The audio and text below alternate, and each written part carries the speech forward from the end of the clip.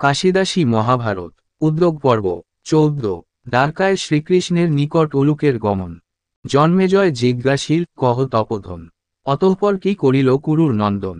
তবে দ্বারকায় দূত গেল কোনজন, দূত মুখে শুনি কিবা নহে নারায়ণ। বিবরিয়া আমারে বলহ মুনিবর, শুনিয়া তোমার মুখে জুড়া গন্তর। মুনি বলে শুন শুন নৃপ জন্মেজয়, উলুকেরে পাঠাইল কুরু মহাশয়। দুর্যোধন আদেশেতে যায় অনুচর, শীঘ্রগতি চলি গেল দ্বারকা নগর। কৃষ্ণের সাক্ষাতে গিয়া হইল উপনীত, দণ্ডবৎ করি পত্র দিলেন তরিত।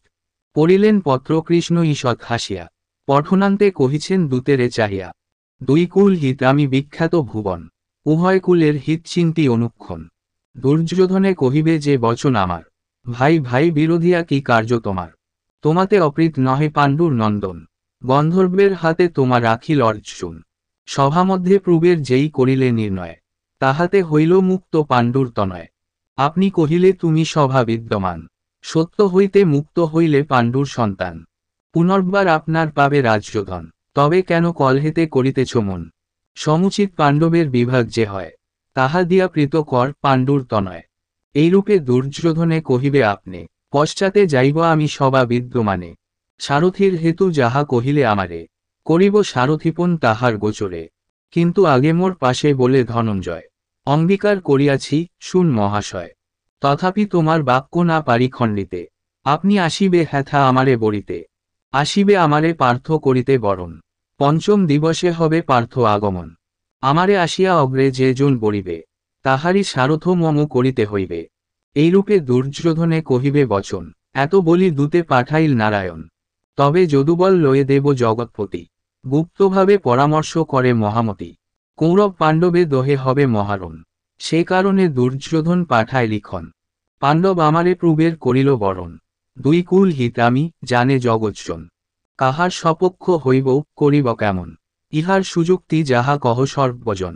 ইহা শুনি কহিলেন যত যদুগণ, কপটি কুবুদ্ধি খল রাজা দুর্যোধন।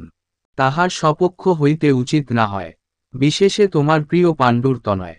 যদি বা বরিতে তোমা আসে দুর্যোধন, তাহার সহায় দেহ কিছু সৈন্যগণ। কপট করিয়া তার কর উপকার, আমা সবা চিত্তে লয় এই ত বিচার। যদুগণ বাক্য শুনি দেবনারায়ণ, শিল্পকারগণে আজ্ঞা দিলেন তখন। দিব্য সিংহাসন এক করহ নির্মাণ, ইন্দ্রের আসন যিনি তাহার বাখান। নানারত্ন মাণিক্যেতে সুবর্ণ জড়িত, প্রবাল মাণিক্য গজদন্তে বিরচিত। সত্তরে রচিয়া দেহ আমার অগ্রেতে, আজ্ঞামাত্র শিল্পীগণ লাগিল গঠিতে। 3 দিবসের মধ্যে গঠি সিংহাসন, গোবিন্দের অগ্রে আনি দিল ততক্ষণ। পঞ্চম দিবস পরে দেবনারায়ণ, বাহির মন্দিরে গিয়া করেন শয়ন। সংকীর্ণ রহিল স্থান শীতানের পানে, রত্ন সিংহাসন রাখিলেন সেই স্থানে। পাছে রাখিলেন স্থান বুঝিয়া বিস্তার, অচেতনে নিদ্রা যান দেবকী কুমার। মহাভারতের কথা সুধা সম হয়, পয়ার প্রবন্ধে কাশিরাম দাস কয়।